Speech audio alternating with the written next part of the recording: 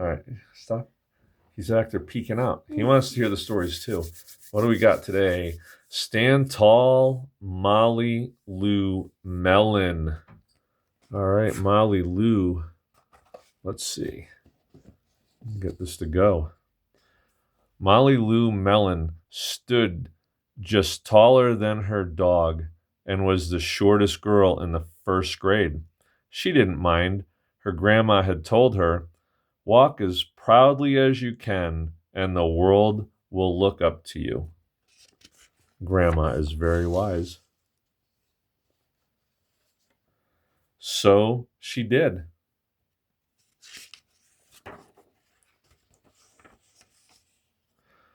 Molly Lou Melon had buck teeth that stuck out so far she could stack pennies on them.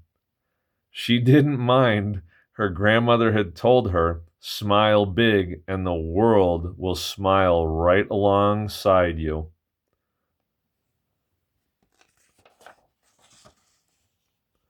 So she did. Molly Lou Melon had a voice that sounded like a bullfrog being squeezed by a boa constrictor.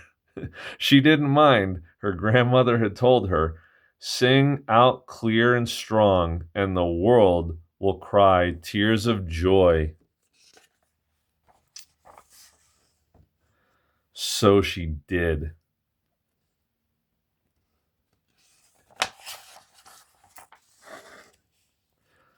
Molly Lou Melon was often fumble-fingered. She didn't mind. Her grandma had told her, "Believe in yourself and the world will believe in you too." So she did. Wow, will your parents let you put up a tightrope and ride a unicycle in your living room? Then Molly Lou Melon moved to a new town. She had to say goodbye to her grandma and all of her friends.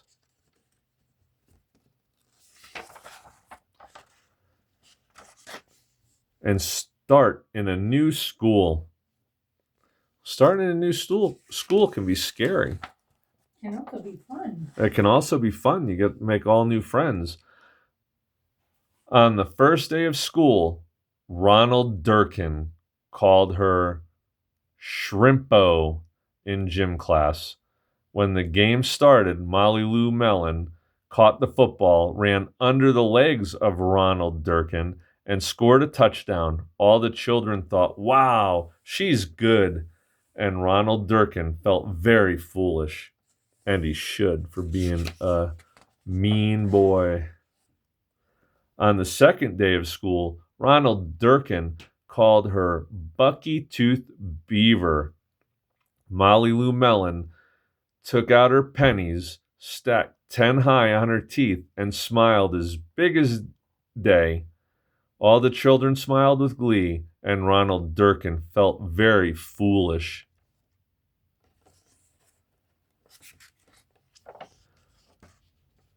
On the third day of school, Ronald Durkin said, "You sound like a sick duck, honk, honk." Molly Lou Melon sang out a quack so clear and strong that it made Ronald Durkin somersault backwards, hit his head, and have to go to the nurse. All the children cried with joy to be free of Ronald Durkin for the rest of the afternoon, and Ronald Durkin felt very foolish. Ronald Durkin sounds like a bully. On the fourth day of school, Ronald Durkin said that she'd made the snowflake all wrong, but Molly Lou Melon opened up her paper and revealed the most beautiful snowflake of all. All the children oohed and ahed, even Ronald. Oops. On the fifth day of school, Ronald Durkin brought Molly Lou Melon a stacking penny for her tooth and smiled at her. That night, Molly Lou Melon took out a pencil and paper and wrote a letter to her grandma. Dear Grandma, I wanted to tell you that everything you told me was exactly right. Love, Molly Lou Melon. That is a great story. Always be self-positive, like Molly Lou Melon's grandma told everybody to be, and told Molly Lou.